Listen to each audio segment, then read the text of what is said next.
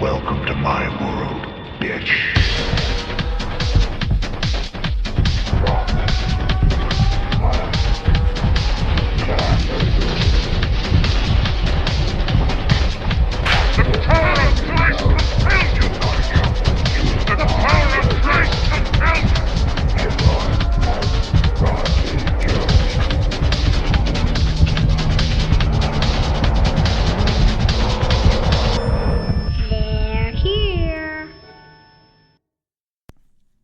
Happy New Year's, listeners, and welcome to the 174th episode of the Supernatural Occurrence Studies podcast. So annually paranormal. My name is Jason Knight, host of the show, and with me, as always, is birthday boy. I was about to say Oscar, now turned 42, Spectre. Producer extraordinaire and podcast co-host. Oscar, happy birthday, my brother. Thank you. 42. 42. I remember when you were like 17. Isn't that when I met you? When you were I think 17, 18 max. 18 max, yeah. Yeah. You old fuck. Dude. Now I can start making fun of you. You were 28 then, so what does that make you now? When I met you. Still 48. No, you were 10, at least 10. 52. You're like 52. I am not 52. Why are you lying? Son of a bitch. Why are you lying? God. Oh, man. 2026. Magic of editing. I'm in Florida right now, enjoying the beach, enjoying some good food and drink. Maybe a porpoise or two. Can't call me dead in Florida, bro. What is going on with you, man? For New Year's? Oh, this time in New Year's for reals, when you listen to this, listeners? What do you think you're doing? What do you think you're doing right now? Oh, man, I'm drinking for sure. Like, I go out, every year I go to a You do bar. something, yeah. And hang out with strangers and bring in the new year with hopefully new friends. We'll see. Love that. So that's happening again, more than likely. But on the 1st, so that's New Year's Eve. And New Year's Day, the first night, there is a rave I'm going to. Where is it? I don't remember. Anyway, it's in the city. They're all in the city. And so I'm going to be doing that. So it's back-to-back partying on that one. Love it. I already took the days off. That's a fucking awesome way to ring in your 42nd, man. I think so. That is fantastic. Yes. Listeners, write in and wish Oscar a happy birthday. Contact at chicagogospodcast.com. Or just send me money to buy, alcohol. Yeah, send them some ducats. Yeah. Send them some fazools, some clams. What the fuck is that? Clams money. Okay. Fazools is money? Fazools, yeah. Oh, I didn't know. Give them some fazools. Okay. That's great. That's great. What should I be doing right now? January 1st. This is going to come out right on January 1st. We got to be somewhere. I'm thinking it's going to be a bar or a restaurant somewhere, likely on the water. There's a lakefront restaurant we like to go to, and then in Winter Haven, Florida, which is central Florida, or we might be headed to Tampa to do New Year's by the ocean. So it's going to be one of those two. Mm-hmm. I'm sure I'm at least 5 or 6 drinks in at this point. I've probably ingested some type of meat. So I'm probably complaining to my wife how I hate myself the way I eat at this moment. And she's like, don't worry, honey, it'll be fine, while she's just waiting for me to kick over to claim the insurance. The kids are probably going crazy. We're going to have a big group this year. And then she'll be partying after that. That's right. That's when the party starts. Extra people are coming with us this time. Our cousins, Jenny and Corey, Corlando and Bonquiqui, they're coming. Oh, that's cool. My second daughter, we call her, one of my daughter's friends. So it's going to be a big group of us. My mom, my cousin Barb, and Chris and John and Shelly. So it's going to be a big one. We're nice. Partying right at this moment. While you're listening to this, we partying. Yes, but also at the same time, while you're listening to this, you also must realize that we have not time traveled yet. We're not there yet. This is December something. And another radical thing is that Thanksgiving has passed us, and we have yet to discuss it. Oh, Thanksgiving, that's right. We skipped that. One of my favorite holidays, too, Thanksgiving. I love cooking Thanksgiving. That's right. You had 2 Thanksgivings, right? You had a pre-Thanksgiving with your mom, and then another one, right? That's right. Yes. Mm-hmm. Yes, we had a real nice Thanksgiving dinner here at my home. The house was pretty full. We set up extra tables in the kitchen, and my aunt and uncle and cousins came over. My wife and kids, of course, made a huge turkey, all the sides, the homemade mashed potatoes, the homemade sweet potatoes, corn, green beans, when you looked at biscuits. When you looked at the turkey, because you're a Thanksgiving person, you're also a cook, a chef. not real chef. I know you don't do it I enjoy professionally, cooking, but yeah. you're good at it too. So, when you looked at that turkey, did you go gobble gobble? I'm gonna stuff you. Yeah, did you do that? I did. Essentially. And I stuffed it. Okay, good. My mom actually makes the stuffing. She has a special recipe for stuffing. And I don't know, a lot of listeners, I'm sure you're cooking turkeys, right? When you buy a turkey from the store, it's stuffed with a bag. And in those bags, there's usually 2 bags. And in those bags, you have Sweetbreads. the liver, you have the heart. I think gizzards are up in there. So my mom takes those, she dices them up, and she cuts up celery and onions and spices and croutons and chicken stock. And well, first she fries the innards with the celery and the onions and butter, gets those all nice and browned, and then mixes it into the breadcrumbs with the chicken stock and raw eggs, and you mix all that up. And you put it in the fridge overnight, and man, when you stuff that turkey, This sounds sexual. It is so good. But if people knew what was in it, they probably wouldn't eat it. So we don't tell anybody. Sorry, Corey, if you're listening to this. No, you're good. But Corey fucking loved it. So he's I'm laughing right I'm now. sure I've had it. I'm sure I liked it too. You have had it. I'm sure, yeah. I'm sure I liked it. I don't remember the taste, I'm sorry. But on top of a regular Thanksgiving, which is nothing to talk about, just basic dinner with the family, no big deal. Yeah. I did have Friendsgiving on the Saturday, so 2 days after. And it was a Friendsgiving thing at one of their new house. Like one of them moved to by Norwich, Harbor Heights. I forget the name of the town. It's like right next to the city. And we went there, and everyone's having kids. You know, we have a friend that has twins. Wow. And this friend's house we went to, they just have a new kid. So I held a baby, which has been a while since I held a baby. She's nice, super smiley, cute kid. Party ended pretty fast though. Not fast, but it didn't last past midnight. That's what happens when you have kids. And it started like at 4 also, so we were there for a while. But it's like it's crazy how early we are now. But it was fine. I cooked, made chicken noodle soup and horchata. So That's right, the chicken. Oh, you got to bring us horchata one day. yeah, well I've done it before. But How was the chicken soup? it wasn't as great as I made it at home, and when I made it at home, it was great. And then along the way, I think the noodles got overcooked by then or something, and it wasn't as great. It was still good, but Okay. You know. You got to pack the noodles separate. I guess so. I should have just assembled everything and then cooked it there.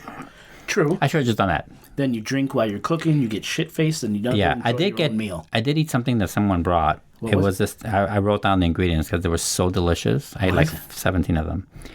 It's this. I don't know what it's called, but it's cranberry stuffing and sausage. You put them in balls on a cookie rack, and like you bound it with eggs so they can stick. Yeah.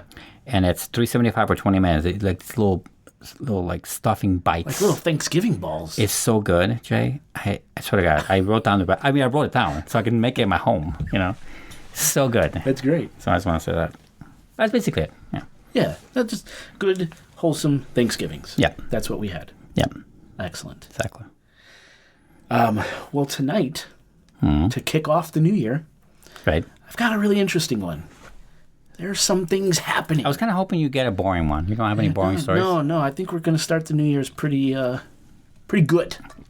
Okay. There's things happening in the waters in this country, Waters. and we're going to find out what that is when we come back from this break.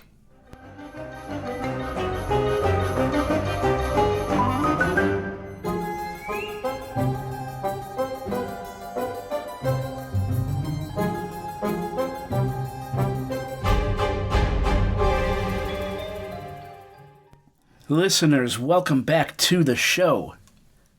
Well, the lights are turned down low, the ceremonial candle is lit, and the drinks are flowing. Let's start this show. Oscar, what are you drinking? What are we drinking today? You suggested this one. You pulled this one off the shelf. This is the Pinhook. Yeah, I do like this one. I figure I'm trying my best to get you to not pick a rye. Yeah, I know you. So hate this, bro. so I just I use my powers as a co-host, and said like, "Hey, I know that one pinhole. I'll give you. We should probably have some because you I like like this this one. one. I've had this once at one of your get-togethers, one of your parties. And you remembered it. I remembered it. I remember liking it. Because it's been a while. It's been a while. Yes, and it could have been that bottle that I first tried it in. I don't remember Interesting. exactly when, but Yeah, this is one. It's Pinhook. It's 117.7. So it's a strong drink for sure. And I picked this one up from Justin's House of Bourbon in Kentucky. So they recommended it. I've been happy with the bottle. You like the bottle. yeah, Listeners, check it out if you're into whiskeys. Pinhook. yeah. I kept calling it pinwheel, but yeah, it's pinhook. Yeah, and since it's in Kentucky Derby, right, horse country, this Pinhook is the Bourbon Heist. It's named after a horse called Bourbon Heist. Okay. So, in case listeners want to know, that's what it is. Bourbon Heist by Pinhook. Okay. You ready for this one? Okay, clearing your Where's it throat. going? I feel like we're about to, I don't know, go through some proceedings. So, procedure. Water remembers. It moves. It churns. It freezes. It floods. But it remembers. Water whispers with its currents and swallows what it refuses to tell.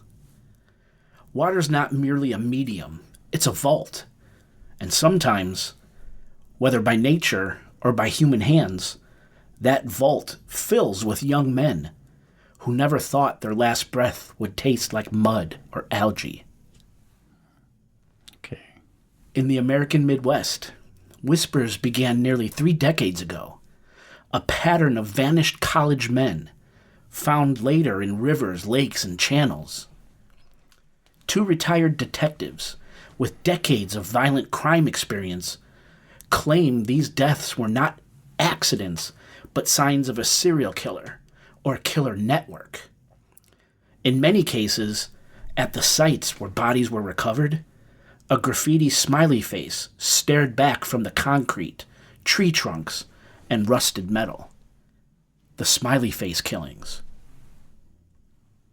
Across 1,000 miles and a quarter century later, in Houston, Texas, another pattern emerged. Bodies, so many bodies, surfaced in the city's sprawling networks of bayous in 2025. So just this past year. 28 in total. 28. They surfaced beneath overpasses, along muddy banks, and in tangled reeds. Many of the deaths were ruled undetermined. Several were ruled accidental drownings. A handful, blunt force trauma. These are the Houston Bayou deaths.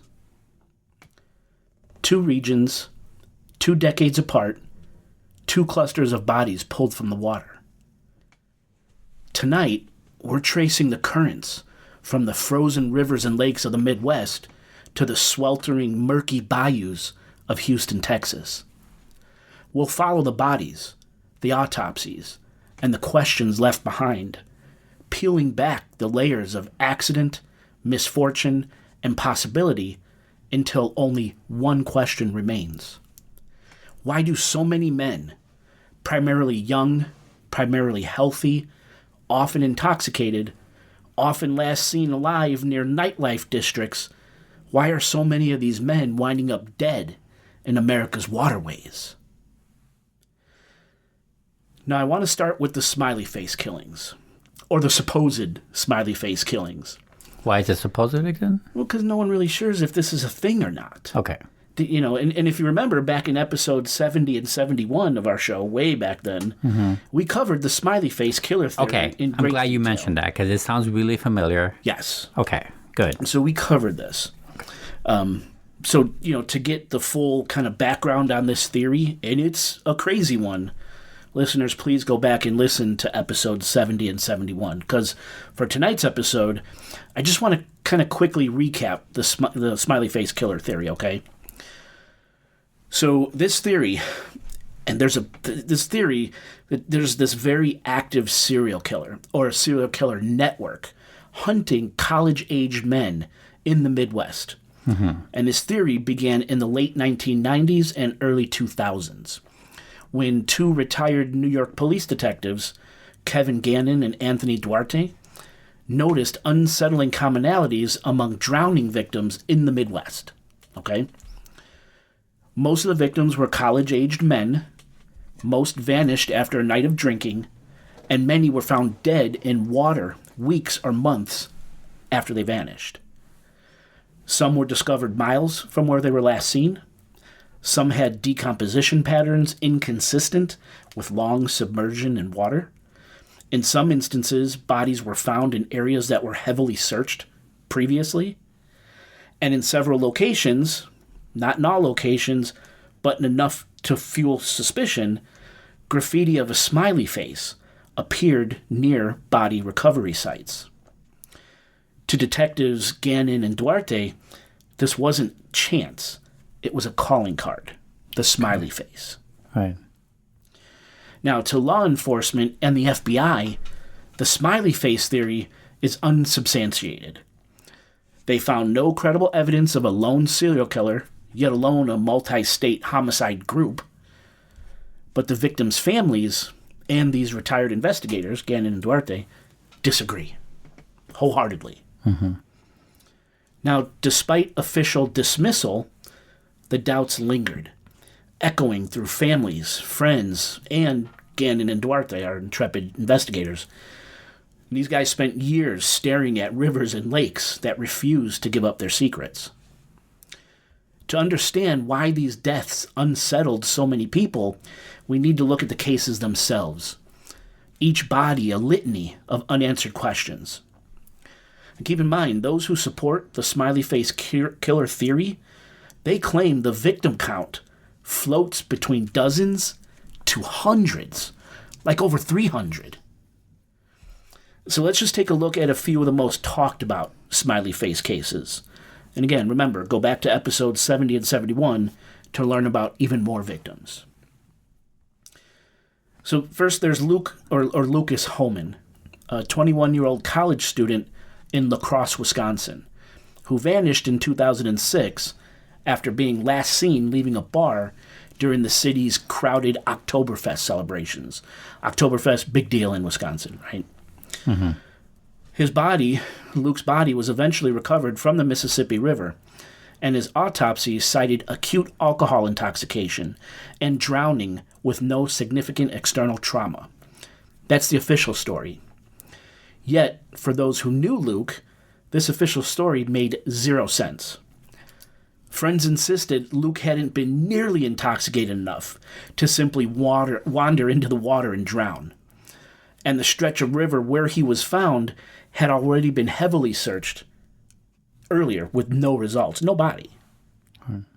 When Luke finally surfaced, family members noted that the condition of his body appeared to be inconsistent with the amount of time he had supposedly been missing, meaning he showed too little decomposition for the amount of time he was supposedly in that water. Right, he didn't die as soon as he went missing. Right. That's... Yep. These discrepancies have fueled these long-standing suspicions that his death may not have been the accident officials declared. Then there's Brian Welsine, a 21-year-old college student who disappeared after celebrating New Year's Eve in Chicago in the year 2000. Probably with me. What's that? I said probably hanging out with me. Bro, did you? New Year's? Do I need to know something? Right, is this your New Year's tradition? That's what I'm saying, my New Year's tradition. That's what I'm saying. But also in the year 2000, I was what? No, you were in your 20s. No. 25. Sure, if you're 42 now, you were... You sure about this? Pause the episode. We're not pausing shit. I want to say you do math in real time. Fuck no, dude. Well, 84, 94, 2004, that's 20. So it couldn't be that. I got to be 16. I was 16. Damn. Yeah. Okay. Maybe you're the smiley face killer? I don't know. What's going on here? I think I started that young. Damn, no. That's a lot of work. Well, I think I'm sure it takes a lot to kill someone. Dahmer, I think, started that young. Well, his entrepreneurial spirit does not rest with me. Oh, my own. All right, we got to bring it back on the rails. Right. But I didn't compare you to Dahmer. That's not what I'm doing. That's okay. So he was partying, Chicago, year 2000. What a fucking crazy time. I remember it like it was yesterday. So he disappeared, and he wasn't found until 77 days later, when his body washed up on a Lake Michigan beach in lovely Gary, Indiana. He still had his wallet with money in it. Now, he was last seen throwing up outside the Ambassador Hotel in downtown Chicago. And that's the Gold Coast, actually. Very swanky. Mm-hmm. His autopsy concluded that he died by drowning. And the autopsy noted what was described as, quote, moderate decomposition. The case raised immediate questions among independent forensic consultants who argued that a body missing for nearly 3 months in frigid waters should display a completely different decomposition profile than what had been reported. Others countered that the winter water temperatures can significantly slow biological breakdown, sometimes preserving tissue far longer than expected. This divide in expert interpretation has kept Welzine's case suspended in ambiguity. Mm-hmm. Ambiguity? There you go. Officially ruled an accident, yet persistently shadowed by these unresolved doubts. Very strange. And speaking of strange, this one's weird. Tony Gieb, a 22-year-old from Michigan, who disappeared in 2005 after attending a party in a rural area. He was found 21 days later in a private lake, positioned upright in the water, with his head above the surface, like a fishing bobber. His autopsy revealed alcohol and antidepressants in his system, and his cause of death was listed as drowning or undetermined. Now, those who knew Todd passionately believe he had never gone near the water that night when he disappeared, and that there was that unusual orientation of the body. Yeah. It was vertical, as though placed or suspended in the water, rather than naturally submerged, like what happens when drowned. Yeah, I feel that must be unusual. Yeah, which has long been cited by independent analysts as highly unusual for quote-unquote accidental drowning, like the autopsy determined. Yeah. Now, these troubling details, again, have kept the circumstances of Gieb's death steeped in uncertainty and suspicion. That's a weird one. That is not typically how a body is found if it drowns naturally. Agreed. Yeah. And finally, we'll talk about Jared Dion, a University of Wisconsin lacrosse student and wrestler who was last seen on April 10th, 2004, stepping onto a Safe Ride bus, known to students as the drunk bus, right? The drunk bus. This free shuttle meant to ferry students safely between campus and downtown La Crosse. So after a night of drinking and dancing at a bar, Jared's friends watched him board that bus, but he never returned to campus. That was the last time anyone saw Jared alive. 5 days later, on April 15th, 2004, his body was discovered in the Mississippi River. His baseball cap was found hanging on a post in a nearby park, as if placed there intentionally.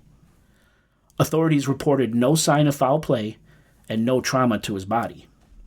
His blood alcohol content was 0.289, well above the legal limit, but enough to intentionally get into a freezing body of water?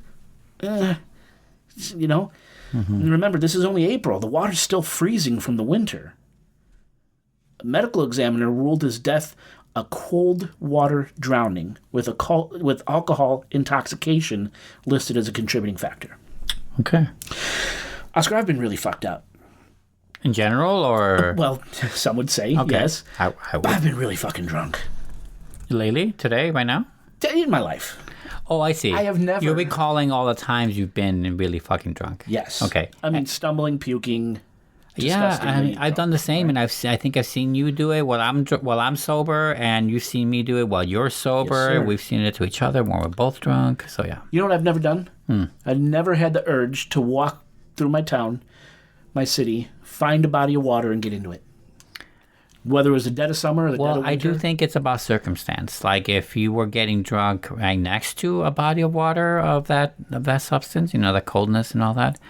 Yeah, but these people supposedly leave a bar and walk to where there's water.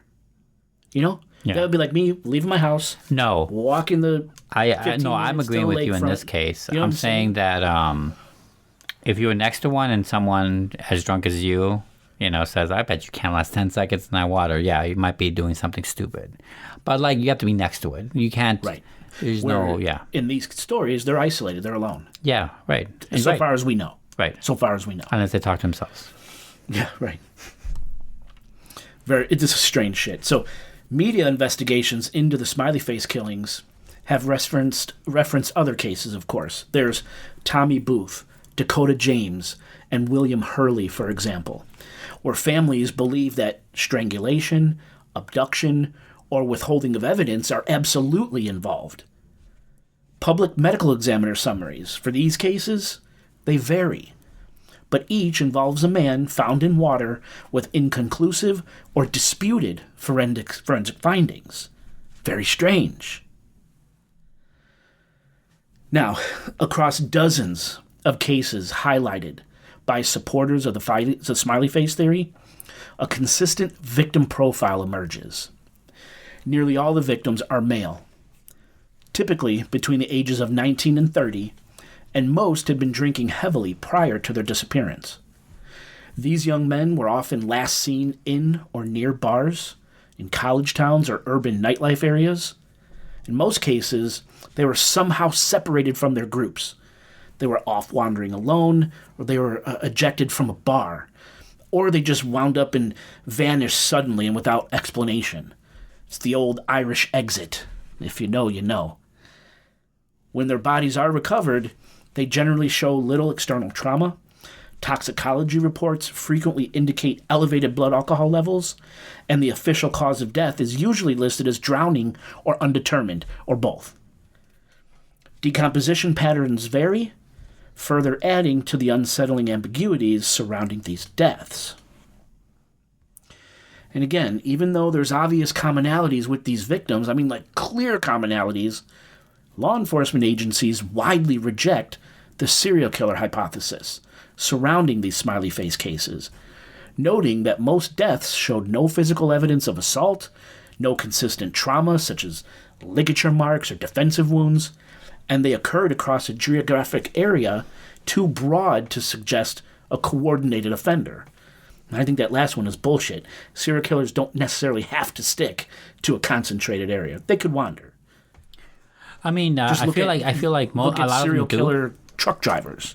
I was gonna say a lot of them do. Probably most do stick in one area. Kind of like the difference between certain like tarantulas. The ones that burrow and wait for their prey to come to them, and others that go out and hunt. I like that analogy. The jumping ones. Yeah. So they could definitely wander, though. Yeah, 100%. We've seen many examples of that. Yes, of course. Absolutely. I wouldn't be surprised if this is real. If this could be one of the truck driver serial killers, of which FBI says there's hundreds out there right now. By the way, we got to do an episode on that. Now, statistically, I have so many follow-up questions to that, but I know that's not the show, so we can move on for now. Now, statistically, alcohol-related accidental drownings among young men are fairly common, further supporting the official stance of nothing to see here when it comes to the Smiley Face killer theory. The Center for Homicide Research also criticized the Smiley Face patterns, labeling them as theory, as methodologically flawed, and asserted that most Smiley Face cases fit established patterns of intoxication-related drownings. Again, move along, nothing to see here. That's from the Center for Homicide Research. And that fucking word, methodologically, tripped me up. Tripped you up? I just said it. Methodologically? Yes. You think the Methodist thought of that word? Probably. No, probably Might not. be a Methodist killer. Who knows? Oh, sure. Families insist that something is wrong. Even though the official word is move along, nothing to see here, families insist something is wrong. And the retired detectives, Gannon and Duarte, maintain that key evidence is either missing or worse, being suppressed. This frightening pattern of college-age men being found dead in the water in the Midwest, whether coincidence or something more sinister, remained a fetid whisper until 2025, when the bayous of Houston, Texas, began filling with the dead. Nice use of fetid, by the way. Thanks. Yeah. I'm going to take a drink. Hard to get that word in sometimes appropriately. This movie feels like a slasher, but an anti-slasher, where like Black Christmas or something. Like the woman fights back what's going on to fights the men in her campus, and starts killing all of them like Ghostface or something. It feels like a movie thing, except that it's real, and of course it's not fun at all. But you don't often take serial killers. It just seems like the demographic is strange in this one, right? Oh yeah. I'm not saying men are never targets. Of course they are, but they're usually boys. Unfortunately, they're usually younger, and usually there's a sexual component. There doesn't seem to be one. If you know, and as misogynist as it'll sound, it's harder to attack, men of this age. Unless they're incapacitated somehow. You're right. Like, it's harder to, right, drunk and all that. Yeah, I get that.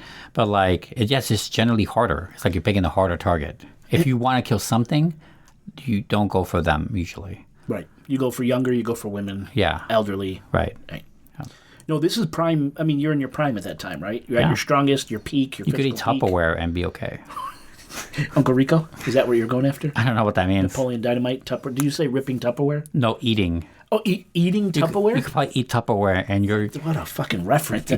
your system will probably digest it pretty well. I'm just saying that's how young you are. You could do anything. Very weird analogy. Thank you.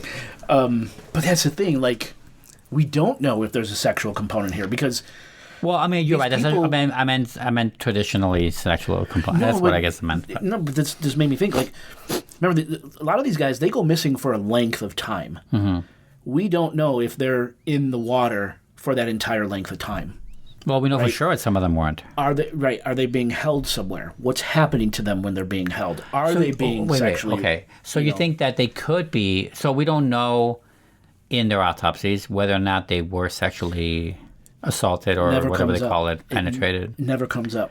But here's the thing. But also the water might ruin that. So, and I get into this in a little more greater detail later on the eraser that water is when it comes to forensic evidence. It's a brilliant way to kill somebody, or to at least get them in the water to kill the evidence. I think they mention that in the Silence of the Lambs book. Do they really? Because Buffalo Bill is a made-up story, of course, but in Buffalo Bill, after spoiler, he kills people. He kills women to skin them, not to fuck them. But right, there was no sexual component. No sexual component. No. He would always dump them in rivers. I think, in like rivers like that. I think all over the South or the Midwest. I don't remember. And they talk. I think in one of the descriptions they talk about the water and how much it takes away so much. Like where they're coming from, anything that's hard to tell. Where's the crime scene? Yeah, because bodies float. Right. That's right, because was it the opening of Silence of the Lambs where they pulled the body from the water or by a river bank, and that's where they found the death's head moth in the girl's throat that they recovered from the water? Yeah, that's like the first real autopsy we see in the movie. Yeah. In the movie, yeah. I don't remember in the book if that's what it was. But yeah, they find it in her throat. Mm-hmm. Crazy. So, I want you to understand something about the Houston Bayou deaths. This thing is huge. Houston is literally a city drowning in bodies. Since the start of 2023, the numbers of bodies pulled from Houston bayous is stark, and it's shocking. The number is 53.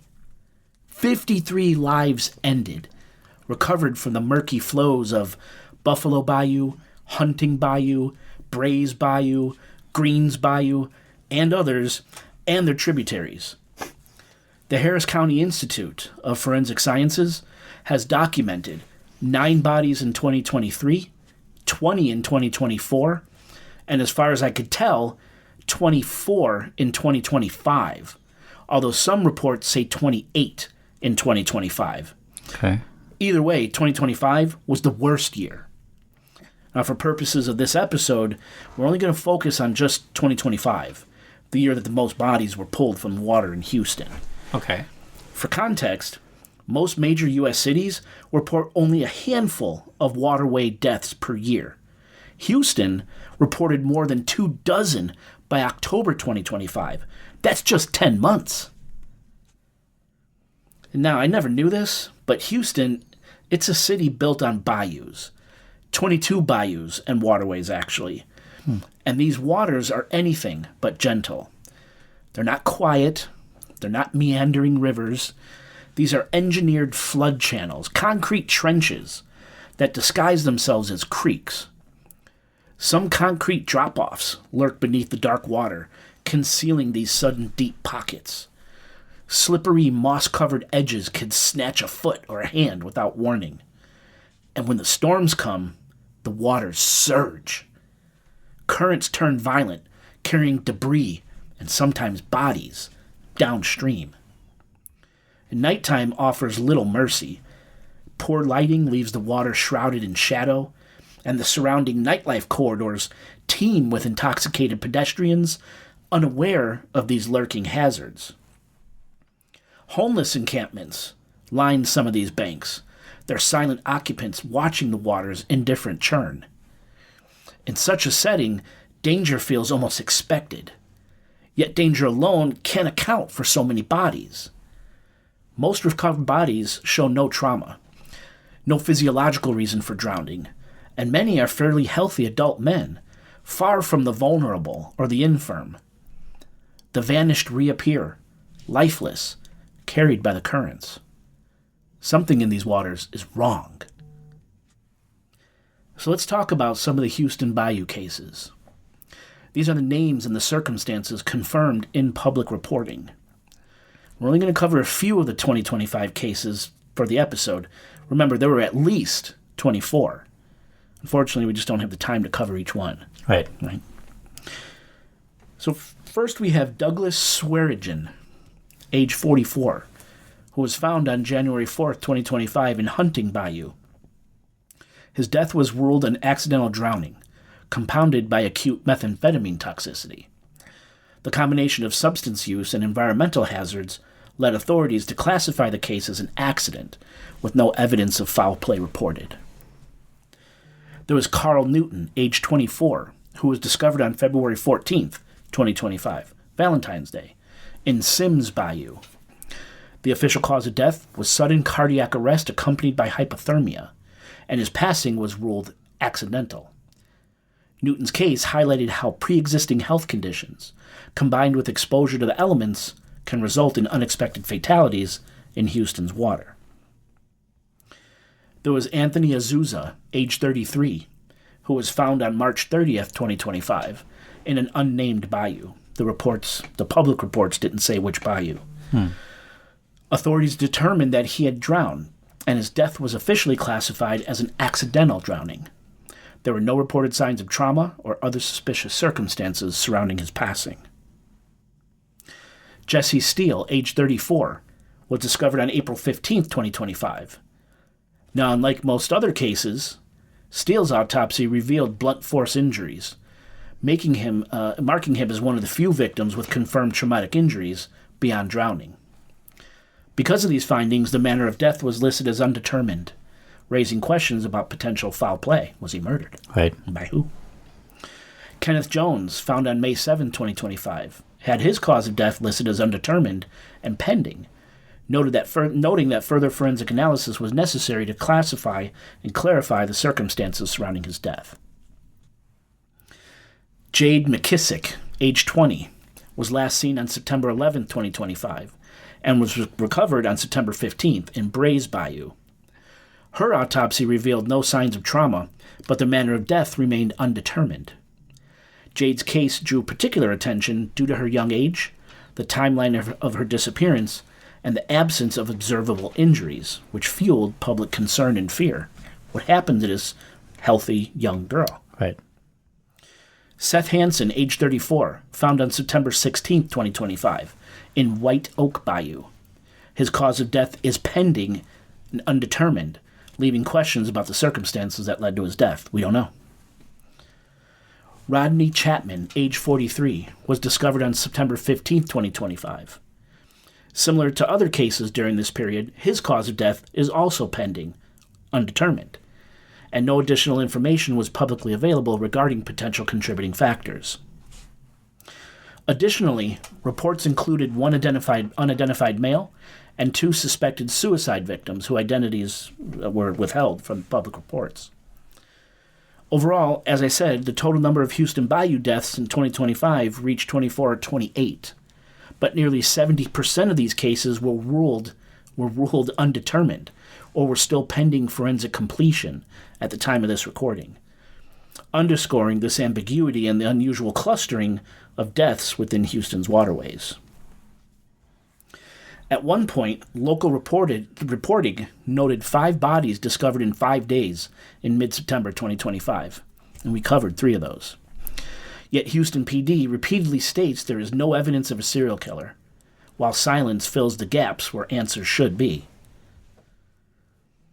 As if you haven't noticed, the Smiley face cases and the Houston Bayou deaths share striking parallels, and some critical differences too. So I want to analyze both victim sets and try to determine if there's a connection between the Midwest Smiley face deaths and the Texas Bayou deaths. And which are separated by, 15 years? No. More, right? Yeah, maybe 20 years, something like that. Yeah, something like that, right? And 1,000+ miles or so? Yeah, well, Midwest covers a lot, but you're right, Texas is south. But it's Midwest south, So it's not too far. It's not like far it's not that uncharted. You know what I'm saying? Unrealistically far. Right, you know what I'm saying? Like, I can see a travel like that. Especially if this is a trucker or something. That's nothing. Yeah, but Wisconsin to Texas, that's pretty far. Yeah. But, yeah. Because all these locations are off major highway corridors, right? Where trucks are traveling. Yeah. That's one of my theories. But yeah, right. Across both the Smiley face cases and the Houston Bayou deaths, a frightening pattern emerges in the demographics of those claimed by the water. Nearly all the Smiley face victims were young men, typically college students between the ages of 19 and 30, often intoxicated and last seen drifting through bars, college campuses, or like urban zones, right? Like party zones. The Houston victims share a similar profile. The majority are male. They range from 14 to 69, though most fall between 20 and 45. They represent a broader slice of society from different socioeconomic backgrounds, some with traces of drug or alcohol in their toxicology reports, many last seen wandering urban streets or nightlife districts. Across both clusters, men under 40 dominate those stats. They're frequently impaired by substances, and they somehow find themselves near water, almost like a siren's call. Yeah, I was thinking that too, siren. Yeah. Right? Yet while the Smiley face victims are almost exclusively college men, Houston's bayous claim a wider variety, though the subcluster of 20 to 35-year-old men with undetermined drownings feels exactly like Smiley face deja vu. The circumstances of their vanishings are also equally unnerving. In the Smiley face cases, for whatever reason, men separate from their friends, or they wander alone while intoxicated, or they were ejected from bars, only to slip through surveillance gaps and disappear for days or even months. In Houston, the details are a little murkier, but several victims also vanished without witnesses. Some were homeless or transient, drifting along city streets before fading into obscurity, while others just went missing, just plain old went missing for no discernible reason, leaving families grasping at shadows and straws. In both of these clusters, Smiley Face and Houston Bayou, that same haunting motif reoccurs. Men vanish without explanation, only to resurface lifeless in the water. The timeline of discovery deepens this mystery. After disappearing, Smiley Face victims were found over a wide range of intervals, some within days, others weeks, and later a few, like Brian Welsing, were missing for months before washing ashore. Houston victims, by contrast, were often recovered within 24 to 72 hours, some even the same day they disappeared. Really? Okay. In both regions, bodies sometimes emerged from areas that had already been thoroughly researched and searched, as though the water itself had held onto them, keeping secrets just out of reach. The repetition of this pattern, vanishing, no witnesses, then discovery in water, casts a ghostly pall over both clusters, a reminder that in the dark and unpredictable waterways in America, men can disappear without a trace, only to be claimed by some silent predator. Nothing electronically. Meaning, Phones, nothing like that. Smartwatches, nothing to tell anything about like activity. there is never in any of these cases ever mention. Now, some of the early smiley face victims, that technology didn't really exist. Cell phones weren't huge. Right, granted. They were. Yes. I mean, they weren't just coming onto the scene, but they weren't as fucking 5-year-olds have cell phones now, right? Right. Back then, it wasn't that way, so that kind of makes sense. This Houston Bayou stuff, though, that's the a month ago. Yeah. Yeah. A couple It was months this ago. Couple year. months Yeah. ago, So. Well, last year it's 2026, but right timeline. Sure. Not in my magic reality. of editing. But yes, I see your point. But right, so they're everywhere, but yet there's no. Like when we talked about Long Island serial killer, right? He was arrested based on a lot of the cell phone data, right? Yeah, 100%. Here, you never hear about it publicly. You never hear about it. It was too new, like as far as like what they can say Or about they're it. repressing what they can say about What it. they can say versus what kind of like what do you call it when you ask for information? Not information. That's the Freedom of Information Act. When you try to get in someone's house, but you need something written. What's it called? A warrant? A warrant. You need a warrant to access these people's like GPS information and whatever from their cell phone company, whatever. They have to. Maybe that takes longer, and it's pretty recent stuff. Well, yeah, like I said a little earlier, some of the determinations from autopsies and toxicologists were pending, right? Right, As of recording it, the information. Yeah, is now it's not like CSI where it takes like an afternoon. It takes a fucking while. Sometimes it could be weeks if it's like something exotic or something they don't deal with usually. They don't have the equipment. Priority might never. They don't have the equipment maybe to priority. Right, whatever. They have to send it out maybe to an FBI field office that has a lab. Who knows? Yeah, this could take a while. You're right. Well, another thing with the Houston, there's a lot of them seem to be transient, homeless. Mm-hmm. Are they carrying cell phones? You know what I'm saying? Maybe the cell phones don't even come into play at that point. Yeah, but not all of them. How heavily surveilled is Houston? I wonder. Oh, it's a major. I mean, it's a Houston, Texas, fucking massive city. Yeah, but every city is still different. I don't know how surveilled it is. I'm sure it is. I'm just saying. Absolutely. I wonder. Houston's a lot of money. Yeah, it's like the yuppiest city in that area, in that that state. Austin might be up there. Austin is. I was confused. I want to say Austin's bigger. You're right. Austin. But I thought it was from Texas. I always confused Austin and Houston. It sounds the same to me. So we probably have Texas listeners out there saying, "You dumb son of a bitch." I meant Austin. I apologize. Then okay, I've been to one of them before. I don't remember which one. I've been to Dallas. Dallas was really nice. I went to Dallas too. These are all huge cities. Like you need to take a plane to get from one end of Texas to the other. Oh, I know that. You know what I'm saying? Like it's a massive fucking state. So these are big cities. Yeah. Now, as for the bodies that are recovered, they speak, but only in whispers. In the smiley face cases, autopsies tell a story both mundane and unsettling. The official cause of death is usually listed as drowning or undetermined. Toxicology frequently reveals elevated blood alcohol levels, yet trauma was almost always absent.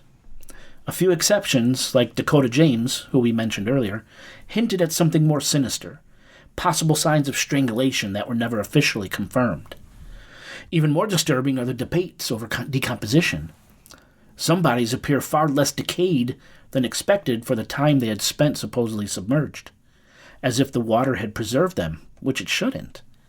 Water wreaks havoc on bodies, as do the critters that live in the water. In Houston, the Bayou deaths echo these eerie ambiguities. According to reporting by the Houston Chronicle, the majority of victims had their cause of death listed as undetermined or pending, though several confirmed drownings were documented. Trauma was rare. It was rare, but present. Jesse Steele suffered blunt force injuries, and a man named John Morgan's autopsy indicated homicide through similar trauma. Overall, toxicology results varied wildly, revealing methamphetamine in some cases, PCP and alcohol in others. Yet many toxicology reports remain pending at the time of this recording, leaving the circumstances of death shrouded in uncertainty in Houston. The overlap between these two clusters is haunting. In both, men end up in water with no clear explanation, Their bodies are recovered with little to no trauma. Toxicology report results sometimes offer clues, but rarely providing definitive answers. And in both, a significant portion of cases are ruled undetermined, leaving families and investigators suspended in ambiguity. It is in this gray area where drowning may be accidental, medical, or deliberate, yet cannot be conclusively proven, that the stories of the Smiley Face victims and Houston Bayou's dead converge, whispering a chilling refrain that water holds secrets and the truth may never truly surface. In both clusters, decomposition becomes nature's quiet eraser, reshaping the story a body might otherwise tell. In the Smiley Face cases, proponents of the theory pointed to inconsistencies between the reported amount of time a body spent in the water and the state of decay.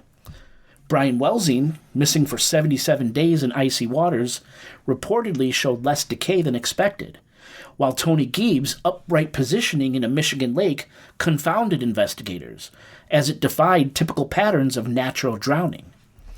Yet forensic consensus maintained that a host of factors, water temperature, flow rate, clothing, depth, and seasonal conditions can drastically influence decomposition, sometimes making a body appear far fresher or eerily preserved. Houston's bayous, on the other hand, tell a similar, if faster tale. The hotter climate accelerates decay. Yet many cases remain shrouded in mystery because medical examiner reports are pending or incomplete. Some victims were discovered within a day or two of when they vanished, leaving little opportunity for detailed decomposition analysis, while others lingered longer in murky waters, their conditions largely undocumented. Why? Across both the Midwest and Houston, this parallel emerges. Families question whether the decomp they saw aligns with the timelines authorities provided, a discrepancy that makes the deaths feel less accidental and more something else. Medical examiners push back, citing seasonal and environmental factors, but delays in reports, withheld details, and conditions of bodies recovered from the water only fuel speculation. The water seems to shape not just the bodies it held, but the truth itself, leaving questions drifting like debris on the surface. The investigative response to the Smiley Face cases was marked by a tension between official denial and public suspicion. The FBI found no evidence of a pattern, while local police departments largely treated each death as an isolated incident. Families, however, were outraged and unconvinced, sensing that something darker might be at play. Media coverage was mixed. Some outlets pursued investigative angles, probing inconsistencies and raising these uncomfortable questions, while others dismissed the theory outright, framing the deaths as tragic but mundane drownings. Houston's Bayou deaths have prompted a similar uneasy response. Houston police have stated definitely that there is no serial killer involved. And as I mentioned, the medical examiner's offices have left many cases pending or officially undetermined as the decision. The Houston Chronicle has documented the deaths in detail, but it's refrained from asserting any foul play.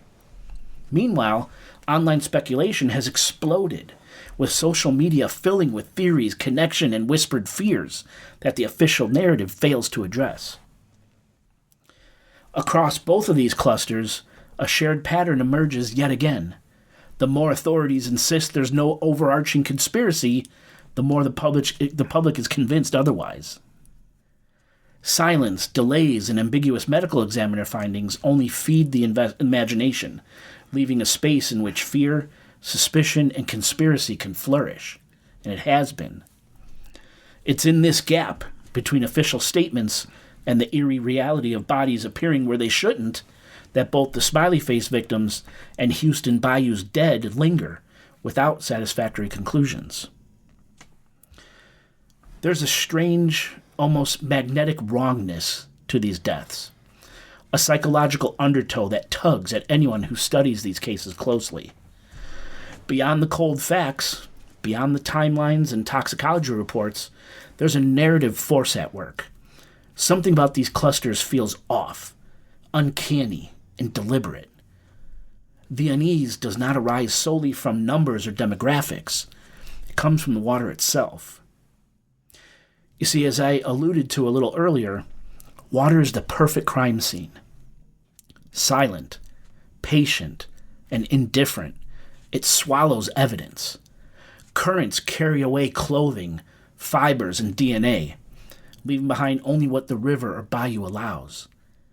Bodies drift, they strike obstacles, and they lose the very bruising or ligature marks that might indicate foul play. Insect activity, a natural clock for estimating time of death, is absent or altered, leaving forensic timelines uncertain. Try and determine where a body entered the water. In other words, finding a crime scene. It's very hard once a body gets moving in the current. Even trained pathologists acknowledge that drowning cases are among the most difficult to classify as homicides, as evidence is so easily erased or distorted. In this context, the water becomes almost a conspirator, an unseen hand that conceals secrets. If a killer seeks to hide murder, drowning is the ideal method. Another haunting commonality that threads through both the Smiley Face cases and the Houston Bayou deaths is the lone drunk male. Young men, often intoxicated, wandering unfamiliar or hazardous waterfronts at night, with balance, judgment, and orientation impaired, are a well-established risk group for accidental drownings. This scenario itself is sadly plausible, yet, when multiplied across dozens of cases, or hundreds, a sense of wrongness sets in. The sheer number of similar incidents, coupled with the clustering in time and place, stretches statistical comfort to its breaking point, leaving you to wonder whether coincidence alone could account for so many bodies claimed by the water. Compounding the eeriness are the strange gaps in time surrounding each disappearance. Victims are last seen in moments that no one could fully verify. Camera footage is often lost to odd angles, technical malfunctions, or gaps in coverage. People step off-grid in the span of seconds, vanishing without a trace, despite a world brimming with surveillance. Even in an age dominated by cameras and constant observation, blind spots remain. Too many blind spots. These gaps give the disappearances a spectral quality, as if the men had been quietly erased from the world before the water finally delivers them back, lifeless. Perhaps the simplest explanation is environmental. Both the Smiley Face and Houston Bayou clusters could be products of factors that make urban waterways deceptively dangerous. You have accessible edges, high rates of intoxication, poor lighting, lack of physical barriers. A misstep, a slip on moss-covered concrete, a stumble in the dark. Any one of these could send a man into the water. Right. From this perspective, the deaths are tragic accidents. Criminologists also recognize what some call the river reaper phenomenon. Deaths that are accidental and unexpected, yet appear patterned because environmental factors converge repeatedly. In this view, both clusters could be explained without invoking a perpetrator. The convergence of intoxicated young men, urban rivers, and nighttime hazards create a natural rhythm, almost like an invisible hand guiding bodies into the water, leading investigators with patterns that some... Like natural selection or something? Yeah, right? Right, okay. Leaving investigators with patterns that seem intentional even when they're not. Right. And yet, there's something about these patterns that can't fully be ignored. Too many cases involved undetermined drownings, young men disappearing for unaccounted periods, and eerily similar last known movements. Patterns do not prove murder, nor do they confirm malevolent design, but they do demand scrutiny. They compel investigators, families, and the public to ask, when coincidence and environment align so precisely, at what point does does statistical probability end and something more sinister begin?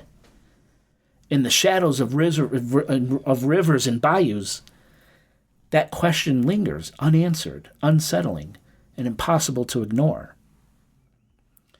Experts suggest that these clusters likely reflect environmental and sociological convergence rather than a coordinated predator. The official forensic findings, while distrusted by the public, supports this interpretation. Accessible waters, intoxication, and poor lighting are all potent risk factors. Yet even with these explanations, the number of dead is alarming. In Houston alone, 20-something bodies in a single year is extraordinary, as is the high rate of undetermined manners of death. If homicide does exist within these waters, it's more likely opportunistic and individual, random acts rather than organized design. There is no evidence linking Houston's death to smiley face graffiti or any signature symbol. And yet, the chilling resonance of these clusters is impossible to ignore. They reveal a national underestimation of the danger posed by urban waterways combined with alcohol and impaired judgment. The true terror lurking beneath both clusters is not the specter of a killer. It's the absence of certainty, those unknowable final moments. Imagine walking along a riverbank on a cold, dark night. You're alone. You're drunk. Every step is wobbly. A slip, a tumble, a push. Maybe from a stranger. Maybe from nothing at all. Then the water swallows you. Your breath stops. Your struggles stop. The river holds you, indifferent. Then the river erases the story. And when your body resurfaces days, weeks, or months later, no one, not your family, not investigators, not even pathologists, can say for sure what happened in those last terrifying seconds. A shove can appear as a slip. Murder can look like misfortune. Misfortune can be mistaken for malice. That's the true horror of these cases. The water's quiet ambiguity transforms the ordinary into the uncanny, leaving every death suspended somewhere between accident and design. It's not the graffiti, not the smiley faces, not the shadowy figure on the banks. It's that grayness, the uncertainty.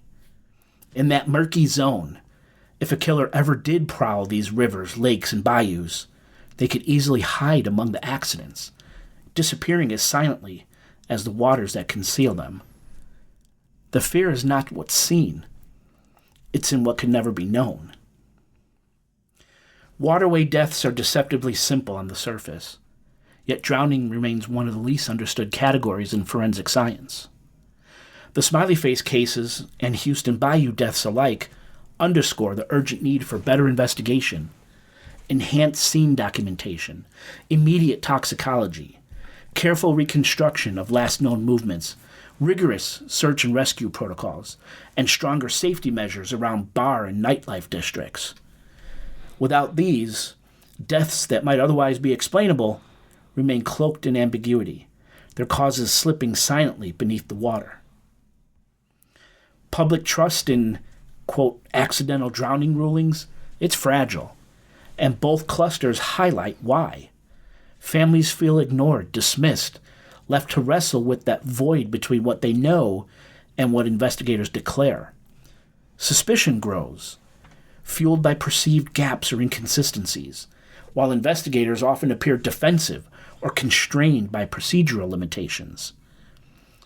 This tension gave rise to the smiley face theory decades ago, and it now fuels speculation surrounding the Houston Bayou deaths, creating an atmosphere thick with doubt and fear. And if someone, or a group of people, were to hunt within these murky environments, the horrifying truth is that they would never need to leave a mark. The water does the erasing. The currents conceal the violence. And the silence of the water, patient, indifferent, and complete, will hide everything.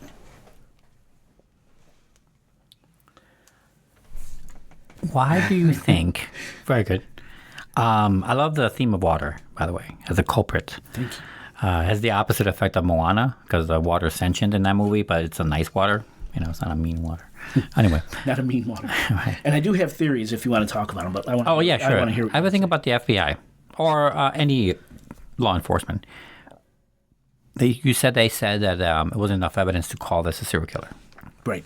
Or serial killings. Or a Or even killings. purposeful. Oh, right. It's not even. It's like step Killing 2 God. out of step 2. Yeah. I can't even get to the step 1. Unless of the few that have been determined blunt force trauma in Texas. I know that law enforcement, some agencies in general, especially the big ones like FBI in general, have been known to do this. I don't know if this is the case, but do you think they're holding something back that says more definitively about that statement, about the fact that they're not serial killers or killings, that they're not releasing or talking about? Like is something in their procedure or something in that, like the same way, like when it comes to serial killers, especially, or high profile murders, they withhold certain details. So if it ever comes up in their investigation, only the murderer ideally knows about those details that they've left out. Kind of like that. But something about their procedure. Do you think anything like that is happening here? Yeah, for sure. 100%. Right. I feel like that's standard, right? That's standard op, Yep. right? Okay, so I agree with you. Okay, good. So do you think it's happening here in the sense like they're holding something back either to, this is a little too movie-like, but if they're doing it to give this guy, ward suspicion off a guy that they might suspect by saying it's not serial killer. Oh, just fucking with the public. I don't think that's likely. But or they know something we don't that tells them that this is not a serial killer. Not a serial killer. Right. Oh, I mean, I think all the reasons I listed that could be natural. The being at night, being impaired, being wobbly, slippery surface. When people see this, I wonder, do they, government agencies in general, when they see stuff like this, let's say these are all accidentals, right? Somehow. Right. Okay. Right. Hard to believe. In a year. Fuck. Hard to believe accidental. Do you think these kind of statistics happen? It fluctuates, but it happens all the time, and we just don't know. Everything sounds impossible. Everything feels impossible or unlikely. It's like getting 50 tails in a row in a coin toss. Right. It's really rare, but it could happen. It's not impossible. That's what I'm saying. Do they just play it off? Okay, yeah, the public thinks we're, okay, we'll just have to wing it. Is that does this happen often, just with different things all the time? Well, they said, in the research that, drowning in public waterways do happen. Right. A handful in a year. I can see a handful happening, no problem. Yeah. And that's in a major city, right? Mm-hmm. 24 or 28? Yeah, I agree. It's insane. It's too much. It's insane. Now, Smiley Face, that's over decades. Yeah. This is going from Houston is going from 2023. If this guy's his kid, he's beat his old man's record, no problem. Right? Heartbeat. Yeah, He beat him in a week. And the fact that there's so many of these reports that are undetermined or are still pending, they're dragging releasing the information. Why? So yeah, could they be suppressing some information? Absolutely. I know that the FBI in general do that. They withhold more than anybody. Are there things about these cases that they're not releasing in public? Yep, 100%. I know, yeah, 100%. I was just curious if it's about what they're saying, if it's evidence to the fact that they're not serial killings, and they're withholding that evidence because something in their procedure that they don't want to be public for safety reasons, or the potential for other threats, so they don't know what they do to figure this kind of thing out. So they don't say why. They just tell you it's okay. Go about your business. I'm curious. I'm just wondering. Yeah. I know you don't know the answer. But No, it's a good question, and you know what this also it makes me think of the Chicago 53. I was almost the first. I almost interrupted you right away when you fucking started it because you should have. I thought it was 51. Was it 53? Chicago 53. I think it was 53. 53. Okay, you're probably right. I was like, damn. I was like, Houston's trying to copy us. I almost said that out loud. Yeah. But there too, with the Chicago 53, cops are like, nope, nothing to see here. Move on. No patterns. Yeah, and also, and then you realize that we're also the lowest clearance rate in the whole country for some fucking reason. For solving crime. Yeah. Yeah. Yeah, it's crazy. I mean, there's commonalities there. There's differences, of course, but There's a lot of commonality between these two clusters. Yeah. Very interesting. I wonder if it's going to come out. This is a little off topic. I wonder if it's going to come out like a generation later, maybe not even that long, maybe 10 years. What's that? It's going to come out that the upheaval / turmoil / lazy written, amoral kind of political entropy that's going on these days has led to a lot of these things happening. A lot of like losing the ball, losing the focus in a lot of different ways. And one of them is this Texas case. Like, I wonder if later it's going to be seen like this guy could have been caught 75 different ways if we were even halfway following the rules. And no one's doing that, and no one gives it, like this. I wonder if it's going to come out. You see that happen a lot in history, where like after the fact, like Jesus Christ, they could have totally just, they could have knocked on that door, right? Or what, like so easy, I wonder if it's going to happen with this. I know it's off topic, but because it feels like this guy is pretty, if it's real, he's pretty bold, pretty fucking confident. Yeah. And he doesn't give a shit. I don't think he gives a shit if he gets caught. That's how he's doing so often. Either he has something super airtight, which is no such thing, or he's just lucky. Constantly lucky. Let's go crazy. It's a cop or it's something like that who knows the procedures, could sway an investigation, could hide things. What are the likelihood that you believe that? What's the likelihood of that? Yeah, I mean, no. I don't think so. I don't think so either. It would be a cool story, but yeah, I'd be curious about because a lot of times, like I know we're like into movies and shit. Logic rarely plays a part in any of this. I mean, nothing's logical. Like, the water takes all. Yeah, sure. But, buddy, you liked putting him in the water, like something in you is liking that. It's most likely not a logical reason that he's doing this. I'm also saying he, because statistically speaking, there he is.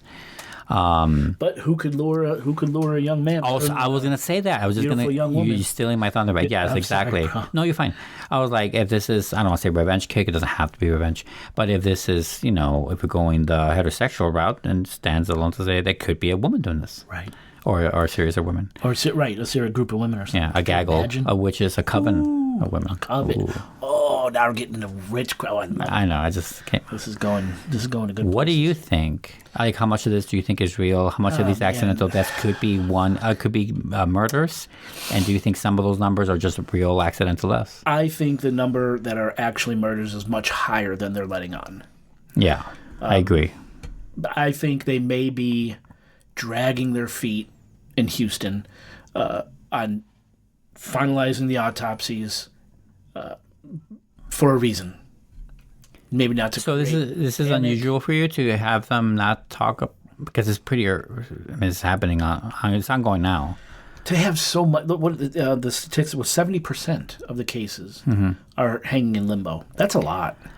No, that is, but also don't they usually? So when a crime scene happens, or a series of crime scenes happen, they're connected to each other. Because usually it's never this much, not 20 a year, it's like, that's insane. So like, do they usually wait until like a natural stopping point, or when the person or suspect is seen to be caught or dead in some way before they start releasing information? Maybe that's also part of the standard operating, whatever. I'm not sure. Yeah, I don't know, because they usually wait, And plus, I don't know how many medical examiners Houston has. Like Rex Heuermann, all that stuff is coming out now because he's been arrested. But he stopped killing, like they wait until he stopped killing. We think. Well, they wait until he stopped killing, as in he's incarcerated, to start releasing information. They're not going to go nuts. Yeah, I don't know. It's interesting to speculate. A lot of questions. I agree, though. Some of these have to be. I mean, there's no way. I agree. They have to be murders. They feel. I mean, it's the law, the natural law of numbers, or whatever. Well, one of the theories is that there's a copycat or an opportunist. So, what do you think of that? Yeah. So, the copycat or opportunistic theory is that while most of the deaths are accidental, environmental, physiological, the phenomenon of these bayou and waterway deaths have inspired copycats. individuals, people committing these one-off murders, like a robbery, a fight, a stabbing, or shooting, and they see the Bayou as these ideal spots to dispose of bodies, knowing what water does, the crime will be harder to solve. So they're copying and dumping the bodies of their one-off murders. Yeah. Just random killers, scumbags. I can see it. I can see that happening. Yeah, to some extent, yes. I've heard that it's a ride share killer. Really? Now, this is actually, it's kind of a leading theory among private investigators. A person or people are using a vehicle or vehicles with a fake ride share logo. So they're trolling these nightlife districts, targeting intoxicated, alone men, solo men. I mean, most of the time, and then sorry, I was going to joke, but most of the time, when you call an Uber, because you can't drive yourself. Right. I mean, you don't want to sometimes. Sure, yeah, you're lazy, but also you can't. Can't, right? Right? It's a safe way to get home. So in this theory, the victim's lured into that car, thinking it's an Uber or a Lyft or whatever, and they're robbed, assaulted, murdered, and dumped. This would explain the missing personal items in some of the cases and, things like that. So which funny enough could also be explained by the water, right? Yeah, it could. It could. Not all of them, but, some of them. This is a great one. I like this theory. It's the truck driver theory. Now, how much of that do you think is true? Oh, there's hundreds of these fucking things. Why do you think? Out there. Who says that there are hundreds of truck drivers killing people? The research done by FBI. There's actually a special. How many truck drivers are working right now in America? Oh, millions, I'm sure. Not millions. Trucking is the lifeblood of the country. I would say millions. I know trucking is super important. I wouldn't say it's not. But millions, we have what, 350 million or so people in this country? Yeah, there's tons of truck drivers. That's a lot. So in Houston, it's a logistical hub. The proximity of major interstates like I-10, I-45, I-69 to the bayous in Houston, it's striking. So could a long-haul trucker be using the city's infrastructure to identify and dispose of victims? And according to data from the FBI's Highway Serial Killings Initiative, the HSK, there could be hundreds of serial truck drivers on the roads right now. Hundreds. And that's the name of the unit that's set up to investigate this, the Highway Serial Killings Initiative. That's crazy, dude.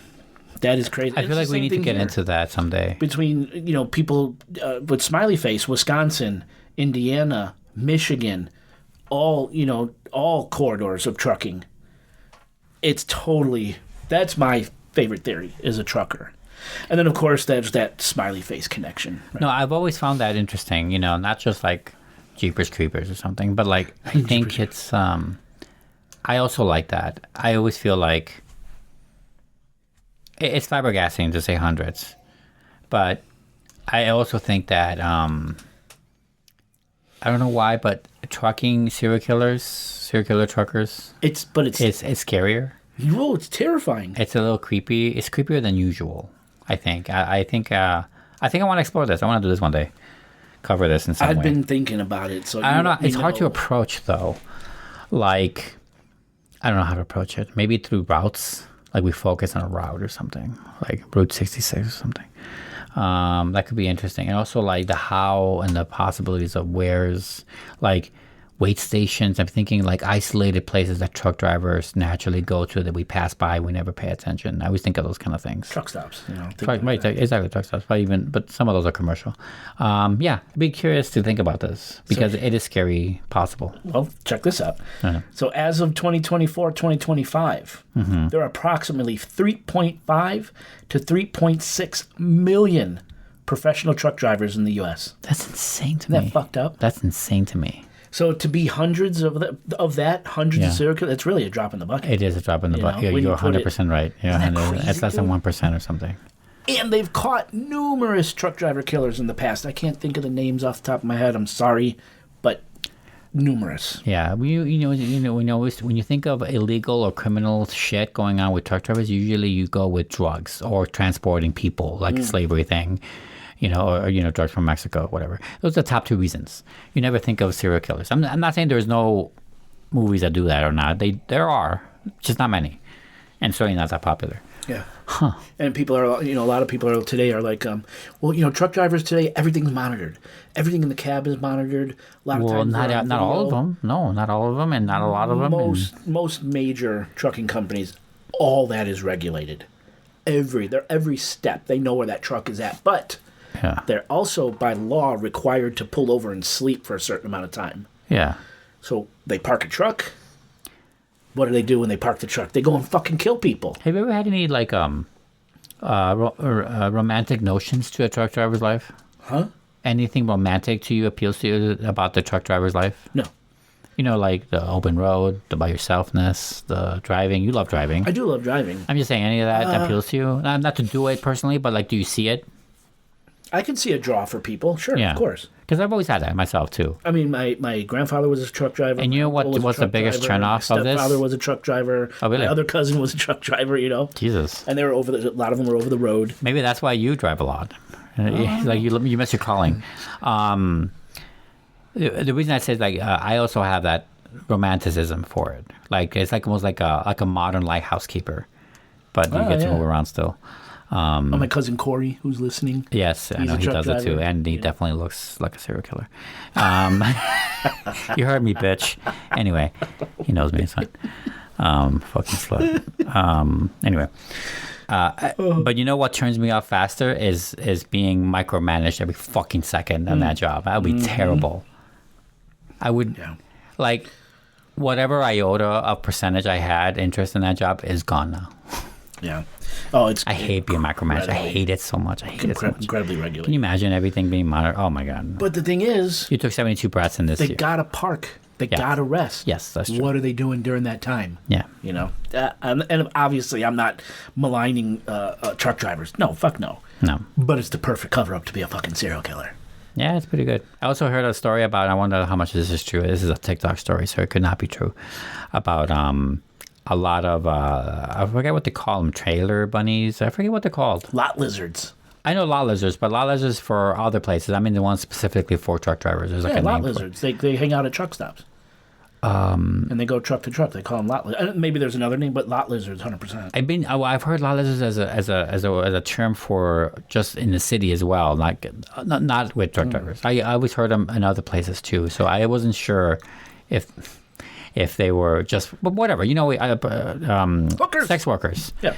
And how a lot of sex workers, a lot of young people, a lot of this new generation of millennials, whatever, they are going to truck stops a lot these days. And the story was covering that to hook up. Really? Yeah, to sex work. And apparently it's raging, and these cops are basically making just general stops, constantly waiting for someone to get out of the trailer or go in so they can so they can get them. Wow. It's just like a waiting game that's so easy to spot and stuff. I don't know how true it is, like I said, but this reminds me of that. So I figured what is happening, bro? Well, I'm sure it's always been true. It's just that there's no cameras before. But yeah, I don't know. Who can say? But that's fucked up. We should cover the truck thing. But as to this story, I agree with you. I think there's something really suspicious going on. Isn't it crazy? It is. I feel just as much as the Chicago one, because there's no way. Too many. There's just no way. It's too many. Too many of the same. Too many similar. No way. Now, whether it's not the same guy that did Smiley, I don't think so. That could be a not thing, sure. But it doesn't even have to be copycat. But I do think they're separate, even if they feel the same. Yeah, that's roughly what I think. Okay. No, this is ongoing, though. I imagine we'll be updating as we go. Yeah, we're going to see what this year brings. Yeah, we'll have to update. If it essentially stops in 2026, what does that tell you? That the news, all the hay it's been getting, has turned this guy off. Right. That it is a thing. That it will confirm it for me for sure. Yes. Not that I'm already confirmed, but I will confirm further that this guy that's real, and that he got going when the good one's getting got, whatever it's called. He could have gotten killed. He got put in jail. He could something, right? If it stops. He stopped. Or he just stops and moved to a different place. He's gonna do it again. Whatever. Yeah. Bro. Yeah, which is worse, I guess. Good way to kick off the new year? No. I mean, yes, Right, I get yes, you. of course. Good episode. But it is a good way to leave 2025, right? Because we're catching up everyone to the 2025 murders. True. I like that. It's Good like point. we are putting the year behind us, We put a cap on the 2025. right? By talking the 2025 murders in Houston. Good. Well, I'm glad. Yeah, I like it. Are we going home? Yes, let's go. Listeners, Happy New Year. Oscar, take us home. We'll do.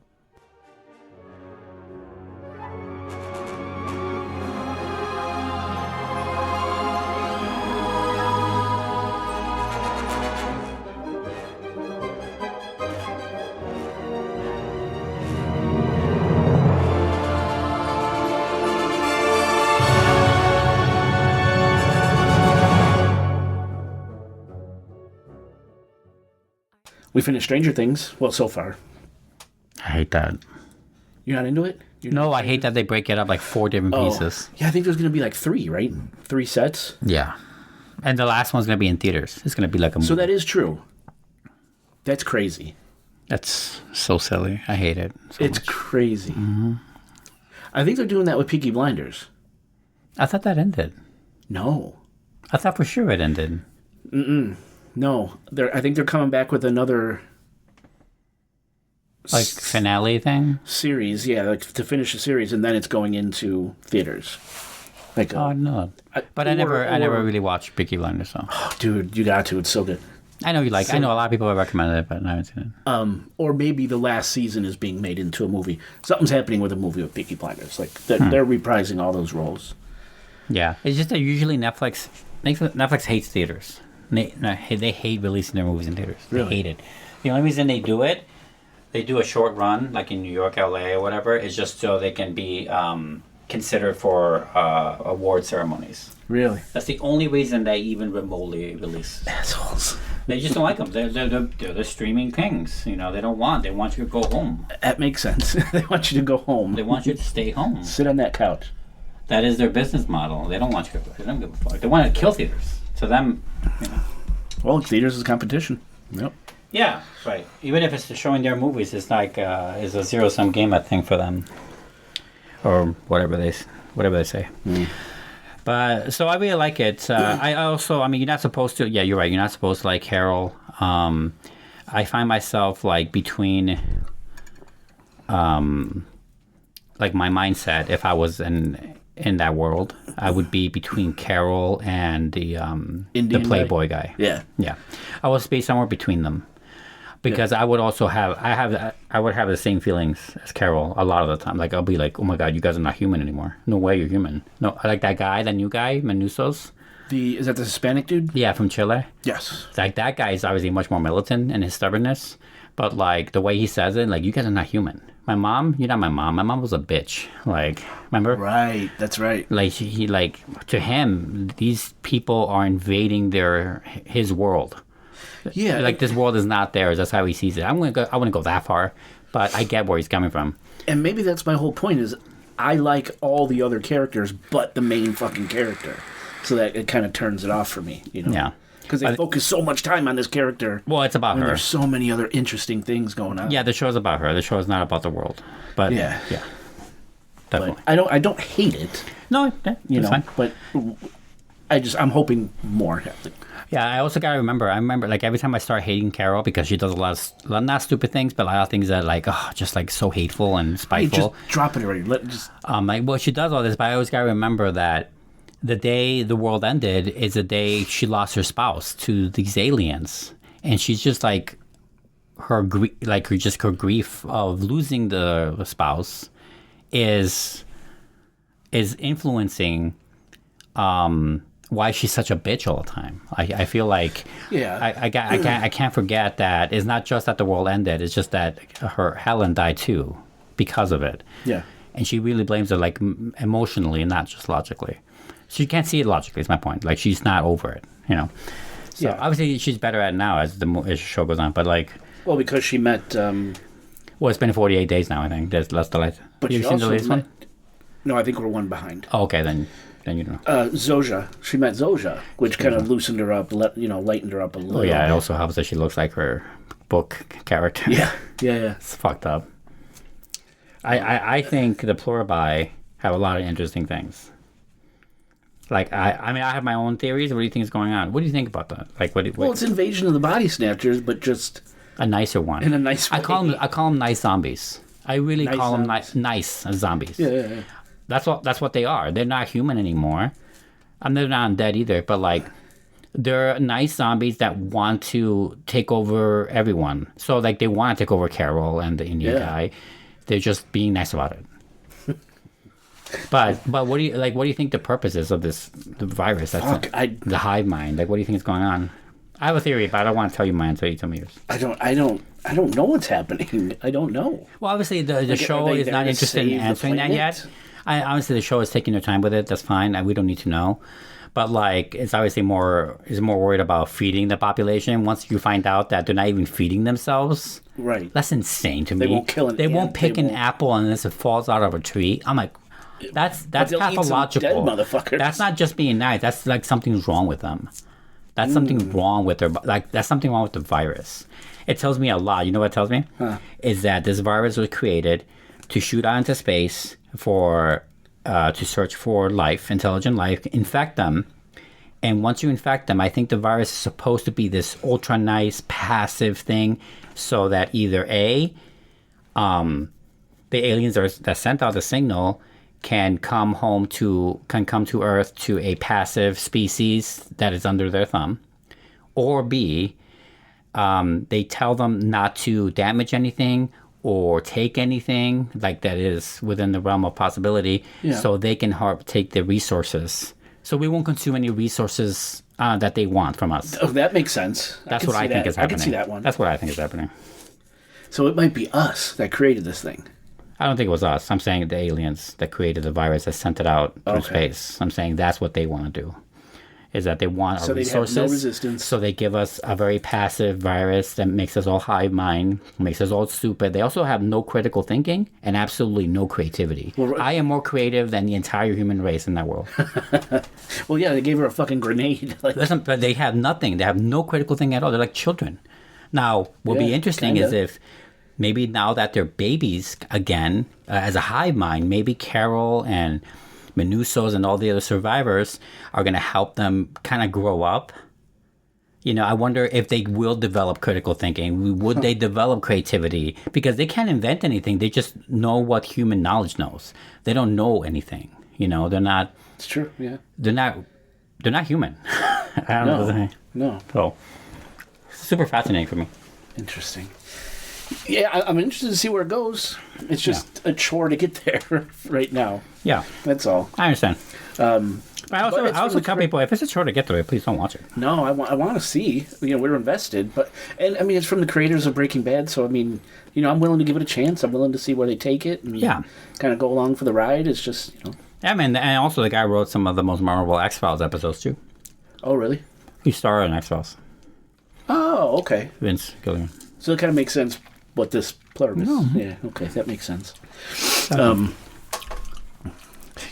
then there's been episodes where we're like, oh, let's see what happens in the next one, you know? But I think more, it's like, okay, do you want to watch another one? My favorite thing about the last reveal, when she finds out that they're eating people. Yes. Is that's not a reveal for us. That's just a reveal for Carol. Like, that is a surprise for Carol. The joke, the cosmic joke on her, is that she wakes up the next day, the last episode you saw, HTP, she goes and tells the Indian guy. He's like, we know already. Oh, that's right. It's not surprised at all. It's like, yeah, we have conference calls. This is not a big deal. Or he's like, yeah, we have Zoom meetings. I mean, yeah, we don't like it, but they have to do it. Yeah. It's just like it's a world-ending like cliffhanger, and at that episode because it's her, because she's clawing for reasons to hate them, clawing for reasons to ignore, to fight them, and it's about her. Yes. Mm-hmm. Well, and I think that the guy in what'd you say, Chile? Mm-hmm. I think something big's going to happen with him too. There's going to be something big with him. So it's funny enough. The next episode, when you see it, because I saw it today, they go through a part of the world that I have saved in my phone for a future show. Really? Mm-hmm. It's a big deal. It's like a natural danger spot, and like probably the most dangerous area other than the DMZ between North Korea and South Korea. It's got to be the most dangerous spot in the world. Really? And no one ever heard of it. And now the whole world knows because of this fucking episode. But there you go. Interesting. Yeah, you'll see it. Okay, all right. It's much worse in real life because there's humans involved and the pluribus are nice. So add, gangs and shit, and then it's way worse. But I like it. All right. You should, when you watch it, you'll see what I mean. Okay. Yeah, it's called the Dorian Gap. Never heard of it. Mm-hmm. Awesome. I know. No one's ever heard of it. It's such a crazy area. It's like 200 miles of death. So I saw Kill Bill, The Whole Bloody Affair. What is that? You don't know what that is? No. Oh my God. This is a new Kill Bill? No. But I was going to say, this is the downfall, or the down version of You're Not Living in Chicago Anymore. But for years, we've been waiting for this. It took this long, but now it's in theaters. Where Tarantino always wanted to make the Kill Bill volumes into one movie. He always wanted to make one movie, and he had to separate them, right? And then even then, the separation was like way longer than he wanted it, so whatever. Cut to now, he promises like, I don't know, at least 10 years ago, he promised like a cut of the movie where both movies are stitched together. Oh. And it's called Kill Bill, The Whole Bloody Affair. Okay. So now it finally got released in theaters, and I saw it. It's 4.5 hours long. Holy shit! Yeah, there's an intermission. That's long. There's an intermission. But 4.5 hours long. The Irishman. Yeah. Mm-hmm. How did I not hear about this? Like at all? I don't know how you didn't hear about it. I really don't know. The only thing I can say is that you're not living in the city anymore. I don't know, but it's playing. It's still playing. So. Is it good? Oh yeah. Is it literally just the two movies? So it's not. No, there is added stuff. So I would say part one, the first volume, there's more added to that part of the first half of the movie than the second half. The second half pretty much plays as pretty straight. There's some differences because I've seen both movies many times, so I could tell the differences right away. So the two major differences, there's many, but the two major differences in the first half of the movie, Kill Bill Volume 1, is that they added a whole animated, they have that flashback scene, animated flashback scene about Oren's history, where her family gets killed in front of her, kind of, and she becomes a world-class assassin. It's like a whole backstory, but in animated form. Coming back, yeah. So they added a whole other area to her vengeance and her backstory about killing some other guy, like a whole heist thing in an elevator. So they added that. Okay. And the other thing they added is that one of the things about that movie, if you remember, is that that whole crazy scene at the House of Leaves where she's hacking 50, 60 guys. Yes. That crazy scene, right? Yeah. Most of that is shot in black and white. Or it was in black and white, if you remember. Okay, yeah. So the black and white That's right. I do. Okay. was only meant for American audiences. Like only America got that. Tarantino always wanted it in color, but the censors thought it was too graphic for him to show all that. So he's like, fine, instead of cutting it, I'll just make this whole section black and white. And they're like, okay. Okay. And famously in Japan, the Japan release of that same movie back then, 2006 or whatever, that scene, that whole thing was in color. Like he wanted it. Like they got the full color experience. And I was never able to see it. There was a download once that I could have pirated, but I never did. So in this version, it's all in color. Wow. And it's cool. Well, I mean, that's even interesting in that amount of time how the rating board changed, right? Like what they consider acceptable and not. That's crazy. Yeah. Even in our lifetime, like they... It might have not been the rating board. It might have been Weinstein. Maybe he thought they wouldn't sell if it was so violent.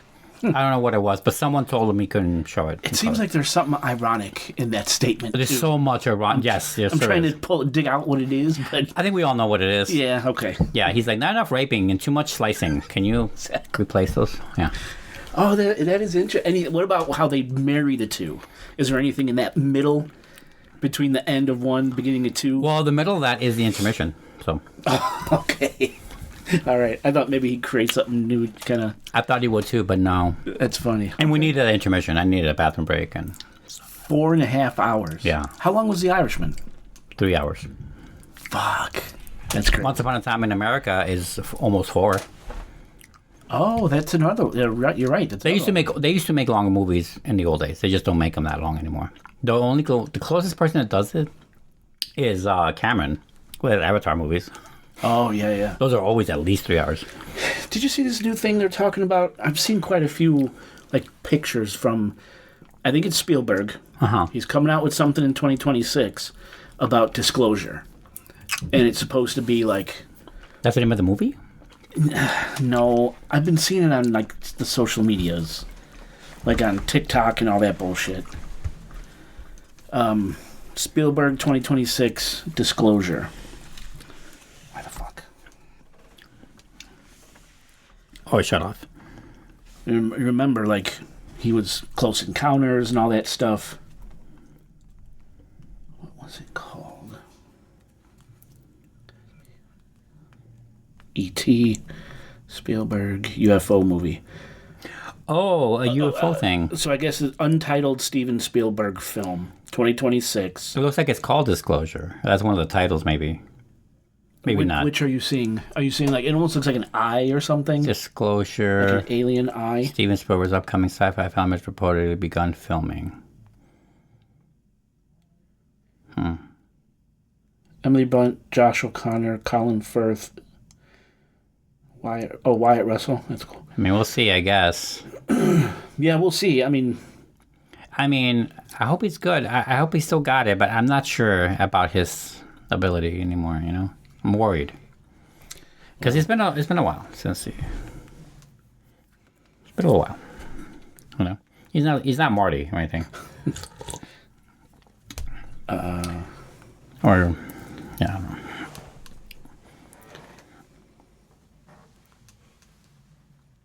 wow. So I'm kind of excited because the way I'm seeing Alien, it, the way I'm kind of reading into it, is this is like a part of the disclosure movement. This movie has something to do with the disclosure movement. So, I mean, it sounds like it could be. Yeah. And I'm down. Which obviously. A lot of people, rumor was he had all this inside knowledge about that stuff, which is why he was able to make such a great movie with Close Encounters and everything. And you think he had that kind of access even back then? Because he was still kind of starting That's in what Close people Encounters. say. I know Jaws was made already, but he wasn't like a wonderkind yet. Yeah. He became wonderkind from Close Encounters and E.T., but not before that, Yeah. Who knows? That's just... You think some government exec saw Jaws or Duel, and he's like, gotta give this guy all this information. Or like, hey, we want to start releasing this stuff slowly to the world, and here's a guy that can help us do it, like Kubrick. Who knows? I don't know. Oh, yeah. Kubrick is... Did you see that, we'll call it a book that came out? I think it was last year. It's a 50-pound thing about The Shining. No. It's a $1,500 book. It's 50 pounds. And $1,500? Mm-hmm. Okay. There's only 1,000 made ever. And you can see all these. I was watching on YouTube a review of I'll find a scan. an unboxing of it, right? Yeah. But it comes with not only these multiple big books about, I think one of them is a scrapbook, beautiful, and you flip it and it's like all these cutouts of like, fake newspaper articles about the Overlook Hotel, and then it gets into like, photos from the set and all these things, and another one's like a bound version of the script, and just all these things about The Shining, and it's $1,500. Huh. And 50 pounds, apparently. They always make a big deal about this thing is 50 pounds, 50 pounds. Like the King James Bible in Pretty 4 much. languages, that big ass Bible that they have I'll see. at the Smithsonian. That's crazy. Pluribus. If you were one of the survivors, what would you do? Oh, I'd live it up. Yeah, live it up like this guy. Take Air Force One, go to Vegas, fuck yeah, and do all why that not? shit. Yeah. Why not? Right. Yeah. You're not hurting anything. He's not hurting anybody by taking Air Force One, like... Yeah, that's why I say I'm between Carol and this guy. Like, I would not think of them as human anymore. Like, I wouldn't try to save the world. No. Like, no. But there is a loftier purpose beyond fucking all the models and stuff, which I would do totally. Why not? Every second of every day. Yeah, 100%. Beyond that, Yeah. I do have a loftier idea where, like, and this is so both self-serving and not at all self-serving, is that I would try to make a record of some kind, a permanent record of some kind of like, not a requiem because that's a song, but like a tome of information that has that's about humanity and dying. Like, 'cause that's no more. Like, we're done. Humanity's done.